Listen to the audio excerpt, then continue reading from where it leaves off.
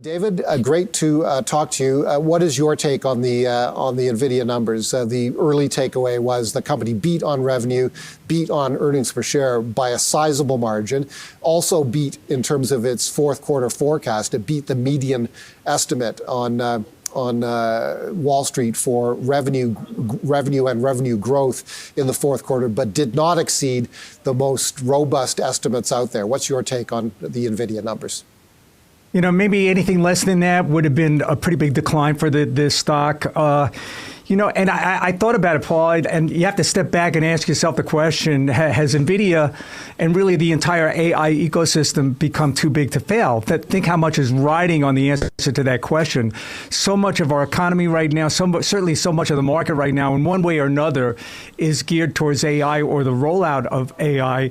I listened to the call, and there were some notable things there that maybe put some of the bear thesis, to rest.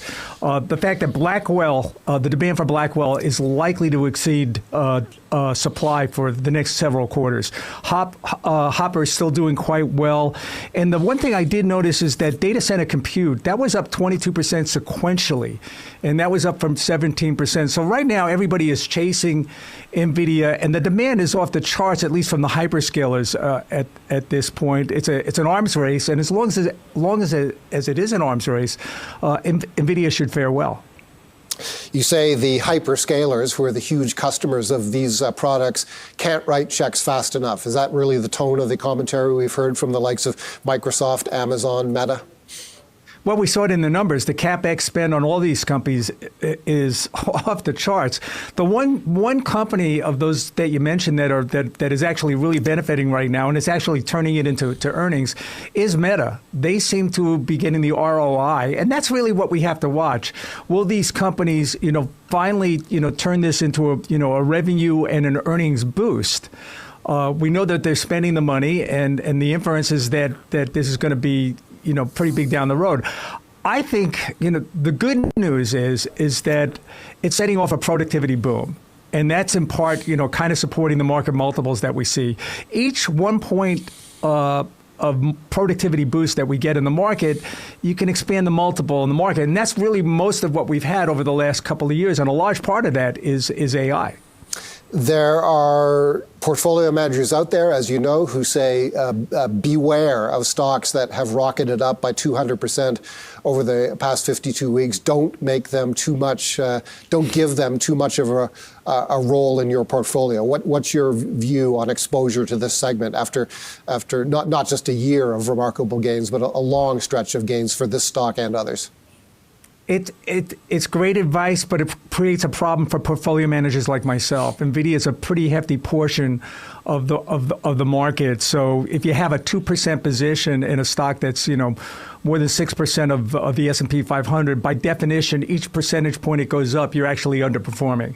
And that's the challenge, is finding what do you replace an Nvidia with? What other stock can you do that so that you can keep up with the market? So an equal weighted portfolio over the last several years has been pretty tough. Maybe we're seeing the first signs that is starting to broaden out. We saw a pretty big boost from mid caps and small caps, coming out of the election. Maybe for the first time, we can hang our hat on advice like that. Back to Nvidia, you noted in some commentary that there has been some concern about a slowdown in larger language model training, and I believe Nvidia addressed that in its results or on the call, correct? Yeah, and that was expected. Everybody's doing the training, but one of the things that's starting to happen is a lot of these large language models are going back to school. The companies are taking their LLMs and they're actually retraining them to make them better than they were. Also, inference is up quite large. So it's really an entire ecosystem, and obviously Nvidia can't handle the whole load on its own. But right now, I haven't seen another company in its spot really with a competitive product that's up to the speed of, say, a Blackwell. It's probably out there in development, but we haven't seen it yet.